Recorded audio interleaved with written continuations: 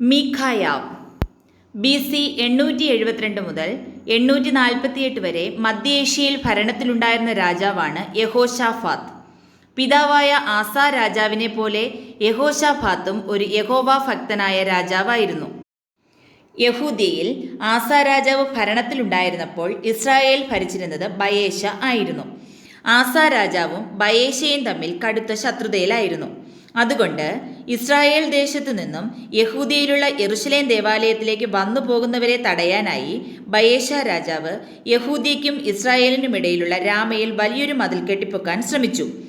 ആസാ രാജാവിന് ഇഷ്ടപ്പെടാത്ത ആ മതിൽ പണി നിർത്തിവെക്കാൻ ആസാ രാജാവ് ബയേശ രാജാവിനോട് ആവശ്യപ്പെട്ടിട്ടും അനുസരിക്കാത്തതുകൊണ്ട് ആസാ രാജാവ് സിറിയ രാജാവിന് വേണ്ടുവോളം സമ്മാനങ്ങൾ നൽകി ഇസ്രായേലിനും സിറിയയ്ക്കുമിടയിൽ വലിയൊരു യുദ്ധം ഉണ്ടാക്കി. ആ വകയിൽ ഇസ്രായേലിൻ്റെ ഗിലെയാദിലെ രാമോത്തും ചുറ്റുമുള്ള പ്രദേശങ്ങളും സിറിയ പിടിച്ചെടുത്ത് കൈവശമാക്കി. സിറിയ രാജാവായ ബെൻഹദദ് അന്ന് പിടിച്ചെടുത്ത പ്രദേശമൊന്നും തിരിച്ചു പിടിക്കാൻ ബയേശയ്ക്കോ മകൻ ഏലയ്ക്കോ, ഏല രാജാവിനെ വെട്ടിക്കൊന്നുകൊണ്ട് ഭരണത്തിലേറിയ സിമ്രിക്കോ, ജനം ഭരണത്തിലേറ്റിയ ഒമ്രിക്കോ കഴിഞ്ഞില്ല. ഒമ്രി രാജാവിൻ്റെ മകനാണ് ആഹാബ് രാജാവ്. സിമ്രി തീവെച്ചു നശിപ്പിച്ച തിർസ കൊട്ടാരത്തിനു ശേഷം മലമുകളിൽ ഒമ്രി നിർമ്മിച്ച വിശാലമായ ശമരിയ കൊട്ടാരത്തിലിരുന്ന് ആഹാബ് രാജാവ് ഭരണകാര്യങ്ങൾ നോക്കി നടത്തി വന്നുകൊണ്ടിരുന്നു.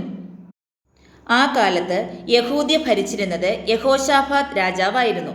യഹൂദ്യയ്ക്കും ഇസ്രായേലിനും ഇടയിലുള്ള ശത്രുതയും വൈരാഗ്യവും ഇല്ലാതാക്കണമെന്നും അതുവഴി ഇസ്രായേലിന് നഷ്ടപ്പെട്ട ഗിലെയാദിലെ രാമോത്തിനെ തിരിച്ചു പിടിക്കാൻ ഇസ്രായേൽ രാജാവിനെ സഹായിക്കണമെന്നും യഹോശാഫാത്ത് രാജാവ് തീരുമാനിച്ചു. അതിനായി ഒരു ദിവസം യഹൂദ്യ രാജാവായ യഹോശാഫാത്ത് യെരുശലേം കൊട്ടാരത്തിൽ നിന്നും വേണ്ടുവോളം സൈന്യങ്ങളും പരിവാരങ്ങളുമായി ഇസ്രായേൽ രാജാവായ ആഹാബ് രാജാവിൻ്റെ ശമരിയ കൊട്ടാരത്തിലേക്ക് പോയി. ശമരിയ കൊട്ടാരത്തിൽ എത്തിച്ചേർന്ന യഹൂദ രാജാവായ യഹോശാഫാത്ത് രാജാവിനെയും കൂട്ടരെയും ആഹാബ് രാജാവ് ഇരു രാജ്യങ്ങൾ തമ്മിൽ നിലനിന്നിരുന്ന പൂർവ്വ വൈരാഗ്യങ്ങളെല്ലാം മറന്നുകൊണ്ട് ഹൃദ്യമായി വരവേറ്റു. യഹോശാഫാത്ത് രാജാവിനും ഒപ്പം വന്നവർക്കുമായി ആഹാബ് രാജാവ് ശമരിയ കൊട്ടാരത്തിൻ്റെ വിശാലമായ ഊട്ടുപുരയിൽ വിഭവസമൃദ്ധമായ ഒരു വിരുന്ന് സൽക്കാരവും നൽകി.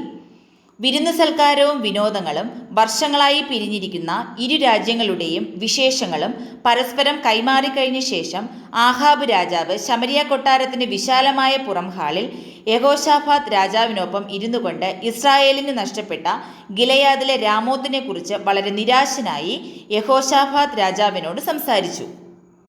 സിറിയ രാജാവിൻ്റെ സൈന്യം വളരെ വലുതാണ്. അവരോട് മത്സരിച്ച് ജയിക്കാൻ ഇസ്രായേൽ സൈന്യത്തിന് ഒരു നാളും കഴിയുകയില്ല. ഇസ്രായേലിൻ്റെ ഭാഗമായിരുന്ന ദാൻ, നഫ്താലി, ഈയോൻ, ആബേൽ, കിന്നരോത്ത് എന്നീ പ്രദേശങ്ങളെല്ലാം ശക്തന്മാരായ സിറിയ രാജാവും കൂട്ടരും കൈയടക്കി തിരിച്ചു തരാതെ അവർ കാവൽ കിടക്കുകയാണ്. എന്നെങ്കിലും ആ സ്ഥലങ്ങൾ തിരിച്ചു കിട്ടുമെന്ന് ഇപ്പോൾ ഇസ്രായേലിന് യാതൊരു പ്രതീക്ഷയുമില്ല. അപ്പോൾ വളരെ നിരാശനായ ആഹാബ് രാജാവിന് ബലം പകർന്നുകൊണ്ട് യഹോശാഫാത്ത് രാജാവ് ഉച്ചത്തിൽ പറഞ്ഞു, ഇനി ആഹാബ് രാജാവ് സിറിയക്കെതിരായി യുദ്ധത്തിനിറങ്ങിയാൽ സഹായത്തിന് ഞാനും എൻ്റെ സൈന്യവും കൂടെ ഉണ്ടാകും. യഹൂദ്യ രാജാവായ യഹോശാഫാത്ത് രാജാവിൻ്റെ വാക്കുകൾ കേട്ട ആഹാബ് രാജാവ് ഉടനെ തന്നെ യുദ്ധത്തിന് പുറപ്പെടാനുള്ള തയ്യാറെടുപ്പിന് കൽപ്പന കൊടുത്തു. എന്നാൽ യഹോശാഫാത്ത് രാജാവ് ആഹാബ് രാജാവിനോട് ഈ കാര്യത്തിൽ യഹോവയായ ദൈവത്തിൻ്റെ അരുളപ്പാട് എന്താണെന്ന് അറിഞ്ഞ ശേഷം പുറപ്പെടാമെന്ന് പറഞ്ഞു. ഉടനെ ആഹാബ് രാജാവ് പ്രവചനസിദ്ധിയുള്ള 400 പ്രവാചകന്മാരെ രാജ്യത്തിൻ്റെ നാനാഭാഗത്തു നിന്നും ശമരിയ കൊട്ടാരത്തിലേക്ക് കൂട്ടിവരുത്തി. ശമരിയ കൊട്ടാരത്തിൻ്റെ പുറത്തെ ഹാളിൽ 400 പ്രവാചകന്മാരും ഒന്നു ചേർന്നിരുന്ന് പ്രവചിക്കാൻ തുടങ്ങി. വളരെ നേരം അവർ പ്രവചിച്ച ശേഷം അവർ ദൈവത്തിൻ്റെ അരുളപ്പാട് ലഭിച്ചതായി പറഞ്ഞത് ആഹാബ് രാജാവിനും യഹോശാഫാത്ത് രാജാവിനും യുദ്ധത്തിൽ വമ്പൻ വിജയമുണ്ടാകുമെന്നും സിറിയൻ രാജാവും സൈന്യവും തോറ്റു പിന്തിരിഞ്ഞോടുമെന്നും ആയിരുന്നു. 400 പ്രവാചകന്മാരും ഒന്നു ചേർന്ന് ഒരേ സ്വരത്തിൽ ഒരേ അരുളപ്പാട് പറഞ്ഞതുകൊണ്ട് അത് കേട്ട യഹോശാഫാത്തിന് പ്രവാചകന്മാരിൽ സംശയം തോന്നിയിട്ട് ഇതിൽ എത്ര പേർ യഹോവയായ ദൈവത്തിൻ്റെ പ്രവാചകന്മാരായി ഉണ്ടെന്ന് ആഹാബ് രാജാവിനോട് ചോദിച്ചു. ആരുമില്ലെന്നായിരുന്നു ആഹാബ് രാജാവിൻ്റെ മറുപടി. ഇസ്രായേലിൽ ഉണ്ടായിരുന്ന യഹോവയുടെ പ്രവാചകന്മാർക്ക് എന്ത് സംഭവിച്ചെന്ന് തൊട്ടടുത്ത രാജാവായ യഹോശാഫാത്തിന് നല്ലവണ്ണം അറിയാം. ആ പ്രവാചകന്മാരെയെല്ലാം ആഹാബ് രാജാവിൻ്റെ ഭാര്യ ബേൽ റാണിയുടെ കൽപ്പനയിൽ നിഷ്കരണം കൊന്നുകളഞ്ഞതാണ്. ഇരു രാജ്യത്തെയും രാജാക്കന്മാർ ഒന്നു ചേർന്നിരിക്കുന്ന ഈ ശുഭ അവസരത്തിൽ അത് പറഞ്ഞ് ഇരുവരുടെയും കൂടിക്കാഴ്ചയുടെ ശോഭ കളയേണ്ടെന്ന് കരുതി യഹോശാഫാത്ത് രാജാവ് ആ സംസാരം അവിടെ അവസാനിപ്പിച്ചു. ആഹാബ് രാജാവിനോട് യഹോശാഫാത്ത് രാജാവ് യഹോവയുടെ പ്രവാചകന്മാരായിട്ട് ഒരുത്തൻ പോലും ബാക്കിയില്ലേ എന്ന് വീണ്ടും ചോദിച്ചു. അതിനു മറുപടിയായി ആഹാബ് രാജാവ് സ്വരം താഴ്ത്തി, മീഖായാവ് എന്നൊരുത്തൻ ജീവിച്ചിരിപ്പുണ്ട്, പക്ഷേ അവനെ ഇവിടെ വിളിച്ചു കൊണ്ടുവരുവാൻ കഴിയുകയില്ല. എന്നോടുള്ള അവൻ്റെ കടുത്ത ശത്രുത നിമിത്തം അവനെ ഇവിടെ എത്തിച്ചാലും നമ്മുടെ തീരുമാനങ്ങൾക്ക് ഗുണകരമായി അവൻ ഒന്നും പറയുകയില്ല എന്ന് പറഞ്ഞു. അങ്ങനെയുള്ള ഒരു പ്രവാചകൻ ഇസ്രായേലിൽ ഉള്ള സ്ഥിതിക്ക് അവനെ തീർച്ചയായും ഒന്ന് കാണണമെന്ന് യഹോശാഫാത്ത് രാജാവ് ആഹാബ് രാജാവിനോട് ആവശ്യപ്പെട്ടു. മീഖായാവ് വരാൻ മടി കാണിച്ചാൽ യഹൂദിയ രാജാവായ യഹോശാഫാത്താണ് മീഖാവിനെ വിളിക്കുന്നതെന്ന് സേവകരോട് പറഞ്ഞേക്കണം. അത് കേട്ടാൽ തീർച്ചയായും മീഖായാവ് വരുമെന്ന് യഹോശാഫാത്ത് ആഹാബ് രാജാവിനോട് പറഞ്ഞു. യഹോശാഫാത്ത് രാജാവും പിതാവായ ആസാ രാജാവും യഹോവ ഭക്തന്മാരാണെന്നുള്ള വിവരം യഹൂദിയയിൽ മാത്രമല്ല ഇസ്രായേലിലും പരക്കെ എല്ലാ പേർക്കും അറിയാമെന്നുള്ള കാര്യം യഹോശാഫാത്ത് രാജാവിന് ബോധ്യമുണ്ടായിരുന്നു.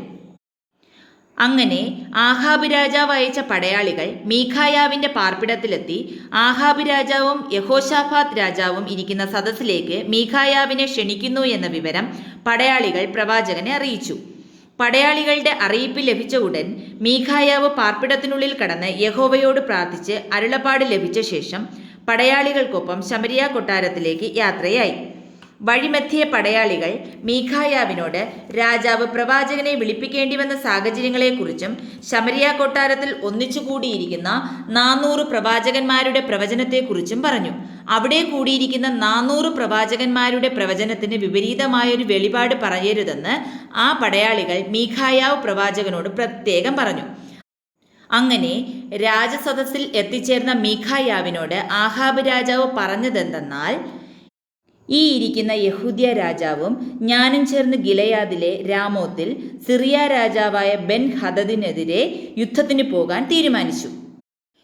ഇവിടെ ഈ കൂടിയിരിക്കുന്ന 400 പ്രവാചകന്മാരും പ്രവചിച്ച് ഒന്നുപോലെ പറഞ്ഞത്, യുദ്ധത്തിൽ ഞങ്ങളുടെ മുൻപിൽ നിന്നും സിറിയ രാജാവും അവരുടെ പടയാളികളും തോറ്റ് പിന്തിരിഞ്ഞോടിപ്പോകും എന്നതാണ്. 400 പേരുടെ പ്രവചനം ഒന്നുപോലെ ലഭിച്ചതുകൊണ്ട് ഇവരുടെ പ്രവചനത്തിൽ എനിക്ക് വിശ്വാസമാണ്. എന്നാൽ ഈ ഇരിക്കുന്ന യഹോശാഫാത്ത് രാജാവ് ഒരു യഹോവ ഭക്തനായ രാജാവായതുകൊണ്ട് ഒരു യഹോവയുടെ പ്രവാചകന്റെ പ്രവചനം കൂടെ ലഭിക്കണമെന്ന് അദ്ദേഹം ആഗ്രഹിക്കുന്നു. അതുകൊണ്ട് ഈ കാര്യത്തിൽ നിന്റെ വെളിപാട് എന്തെന്ന് വേഗം അറിയിക്കണമെന്ന് ആഹാബ് രാജാവ് മീഖായാവിനോട് പറഞ്ഞു. ഉടനെ മീഖായാവ് രാജാവിനോട് പറഞ്ഞതെന്തെന്നാൽ, ഞാൻ രാജാവിൻ്റെ പടയാളികൾക്കൊപ്പം ഇറങ്ങിത്തിരിക്കുന്നതിന് മുമ്പ് തന്നെ ഈ കാര്യത്തെക്കുറിച്ച് യഹോവയോട് അരുളപ്പാട് ചോദിച്ചു. അങ്ങനെ ഞാൻ ഇസ്രായേൽ ദേശത്തെ ജനം ഇടയനില്ലാത്ത ആടുകളെപ്പോലെ മലഞ്ചരിവുകളിൽ അലഞ്ഞു നടക്കുന്നതായി ദർശനം കണ്ടു. ഞാൻ കണ്ട ആ ദർശനത്തിൻ്റെ അർത്ഥം യുദ്ധത്തിൽ ഇസ്രായേൽ രാജാവ് മരിക്കും എന്നാണ്. ആഹാബ് രാജാവ് മീഖായാവിനോട്, അങ്ങനെ ഒരു ദർശനം നീ മാത്രമല്ലേ സ്വകാര്യമായി കണ്ടുള്ളൂ? അങ്ങനെയെങ്കിൽ ഇവിടെ കൂടിയിരിക്കുന്ന 400 പ്രവാചകന്മാരും കണ്ടതിനെക്കുറിച്ചും ഇവർ ഒന്നുപോലെ ഞങ്ങൾക്ക് അനുകൂലമായി പ്രവചിച്ചതിനെക്കുറിച്ചും നിനക്ക് എന്തെങ്കിലും പറയാനുണ്ടോ മീഖായാവേ? മീഖായാവ് ഉടനെ രാജാവിനോട് മറുപടിയായി പറഞ്ഞത് ഇങ്ങനെയാണ്: ഞാൻ എൻ്റെ പാർപ്പിടത്തിൽ വച്ച് യഹോവയോട് പ്രാർത്ഥിക്കുമ്പോൾ സ്വർഗസിംഹാസനത്തിൽ യഹോവ ഇരിക്കുന്നതും യഹോവയുടെ മുൻപിൽ ഒരു സഭ കൂടിയിരിക്കുന്നതായും ഞാൻ കണ്ടു. അവിടെ ഇസ്രായേൽ രാജാവായ ആഹാബ് രാജാവിൻ്റെ മരണകാരണം എന്താകുമെന്ന് ചർച്ചകൾ നടക്കുകയായിരുന്നു.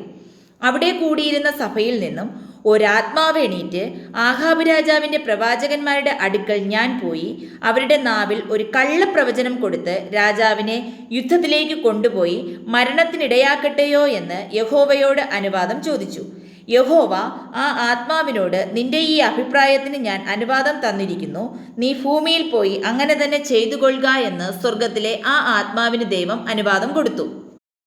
അങ്ങനെ സ്വർഗത്തിൽ നിന്നും അനുവാദം ലഭിച്ച ആ ആത്മാവാണ് സ്വർഗത്തിൽ നിന്നും ഇവിടെ വന്ന് ഇവിടെ കൂടിയിരിക്കുന്ന ഈ പ്രവാചകന്മാരുടെ നാവിൽ പ്രവർത്തിച്ച് ഇത്രയും വലിയൊരു കള്ളപ്രവചനം ഈ സദസ്സിൽ കൂടിയിരിക്കുന്ന രാജാക്കന്മാരോട് പറഞ്ഞത്.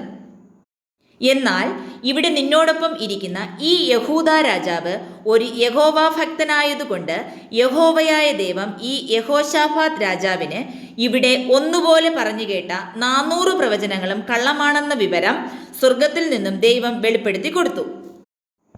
യഹോവയുടെ പ്രവാചകന്മാരെ കൊന്നുകളയാൻ മുമ്പ് കൽപ്പന പുറപ്പെടുവിച്ച ഈ ശമരിയ കൊട്ടാരത്തിൽ വരാൻ ഞാൻ ഒരിക്കലും ആഗ്രഹിച്ചിരുന്നതല്ല.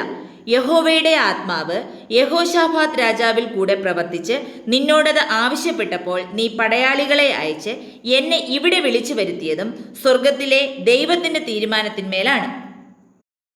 അതുകൊണ്ട് എൻ്റെ ഈ പ്രവചനം അവഗണിച്ചുകൊണ്ട് നീ ഈ യുദ്ധത്തിന് പുറപ്പെട്ടാൽ യുദ്ധത്തിൽ ആഹാബ് രാജാവായ നീ മരിക്കുകയും പണ്ട് നീ കൃഷിക്കാരനായ നാബോത്തിനെ കല്ലെറിഞ്ഞു കൊന്ന ശേഷം അവൻ്റെ തോട്ടം കൈവശമാക്കാൻ പോയപ്പോൾ നിനക്കെതിരെ വന്ന് സംസാരിച്ച ഏലിയ പ്രവാചകന്റെ പ്രവചനം നിറവേറുകയും ചെയ്യും.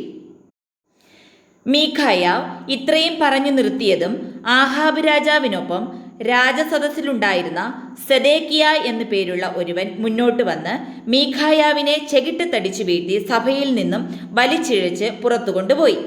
അവനെ കൊല്ലരുതെന്ന് വേഗം എണീറ്റ് തടഞ്ഞ അതിഥിയായ യഹോശാഫാത്തിന്റെ അഭിപ്രായം മാനിച്ച് ആഹാബ് രാജാവ് തൽക്കാലം അവനെ കൽത്തുറങ്കിലടയ്ക്കാൻ കൽപ്പന കൊടുത്ത ശേഷം എഴുന്നേറ്റ് യുദ്ധത്തിനായി പുറപ്പെട്ടു. ആഹാബ് രാജാവ് മീഖായാവിന്റെ പ്രവചനം അവഗണിച്ചെങ്കിലും മനസ്സിൽ ഭയപ്പാടുണ്ടായിട്ട് യുദ്ധരംഗത്ത് രാജകീയ വേഷം ഉപേക്ഷിച്ച് ഒരു സാധാരണ പടയാളിയുടെ പടച്ചട്ടയണിഞ്ഞ് പോരാടാൻ തീരുമാനിച്ചു. യഹോശാഫാത്ത് രാജാവ് സൈന്യത്തോടൊപ്പം രാജകീയ വേഷത്തിൽ തന്നെ ആയിരുന്നു. ഇസ്രായേലിൻ്റെയും യഹൂദിയുടെയും പട്ടാളം ഗിലെയാദിലെ രാമോത്തിൽ സിറിയ രാജാവായ ബെൻ ഹദദിനെതിരായി അണിനിരന്നു.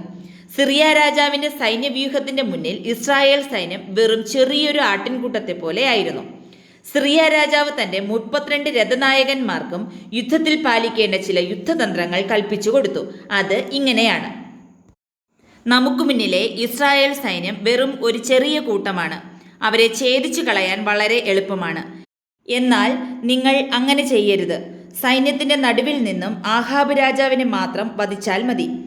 ശേഷിക്കുന്ന സൈന്യത്തെയും ജനത്തെയും ബന്ദികളാക്കി ദേശം നമുക്ക് നിസ്സാരമായി കൈയടക്കാം. നമുക്ക് വന്നു ചേരേണ്ട സൈന്യത്തെ നമ്മൾ തന്നെ നശിപ്പിക്കുന്നതെന്തിന്? അങ്ങനെ ഇരുവശത്തു നിന്നും യുദ്ധം ആരംഭിച്ചു.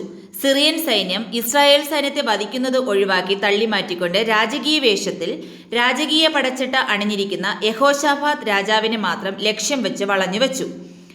യഹോശാഫാത്ത് രാജാവ് ചുറ്റും വളഞ്ഞുകൂടിയ സിറിയൻ സൈന്യത്തോട്, നിങ്ങൾ പോരാട്ടം എൻ്റെ നേർക്ക് മാത്രമാക്കിയിരിക്കുന്നതെന്തിന്?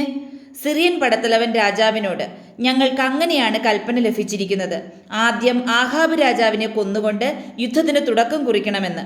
അത് കേട്ട ഉടനെ യഹോശാഫാത്ത് രാജാവ് ഉറക്കെ വിളിച്ചു പറഞ്ഞു, ഞാൻ ഇസ്രായേലിലെ രാജാവല്ല, യഹൂദിയിലെ യഹോശാഫാത്ത് രാജാവാണ്. ഇത് കേട്ടതും യഹോശാഫാത്ത് രാജാവിനെ വളഞ്ഞിരുന്ന സിറിയൻ സൈന്യം യഹോശാഫാത്തിനെ വിട്ടുമാറി ആഹാബ് രാജാവിനായി തിരച്ചിൽ തുടങ്ങി. ആഹാബ് രാജാവ് ഒരു സാധാരണ പടയാളിയുടെ വേഷത്തിൽ പോരാടുകയായിരുന്നു. അതിനിടെ എതിർ സൈന്യത്തിൽ നിന്നും ആരോ അയച്ച ഒരു അസ്ത്രം സുരക്ഷാ പടച്ചിട്ടയ്ക്കിടയിലൂടെ ആഹാബ് രാജാവിൻ്റെ നെഞ്ചിൽ തുളച്ചു കയറി. കഠിനമായി മുറിവേറ്റ ആഹാബ് രാജാവിനെ ഒപ്പമുള്ള പടയാളികൾ ഒരു രഥത്തിൽ കയറ്റി പോർക്കളത്തിൽ നിന്നും തിരിച്ച് കൊട്ടാരത്തിലേക്ക് കൊണ്ടുപോയി. കൊട്ടാരത്തിൽ എത്തുന്നതിനു മുമ്പ് തന്നെ രഥത്തിൽ വച്ച് ആഹാബ് രാജാവ് മരിച്ചുപോയി. രഥത്തിൽ വച്ച് ആഹാബ് രാജാവിൻ്റെ ശരീരത്തിൽ നിന്നും ധാരാളം രക്തം വാർന്നൊലിച്ച് രക്തക്കറ രഥത്തിൽ തളം കെട്ടി നിന്നു. രക്തക്കറ മാറ്റാനായി ആ രഥം ഒരു കുളത്തിൽ കൊണ്ടുപോയി കഴുകി. ഉടനെ എവിടെ നിന്നോ ഓടിയെത്തിയ ചില പട്ടികൾ വന്ന് ആഹാബ് രാജാവിൻ്റെ രക്തം നക്കി കുടിച്ചു. അങ്ങനെ ഏലിയ പ്രവാചകൻ കർഷകനായ നാബോത്തിന്റെ നിലത്തിൽ വച്ച് ആഹാബ് രാജാവിനോട് പറഞ്ഞ പ്രവചനം അതേപടി നിറവേറി. മീഖായാവ് എന്ന പേരിൽ ആരംഭിച്ച ഈ വീഡിയോ ഇവിടെ അവസാനിക്കുന്നു. നമസ്കാരം.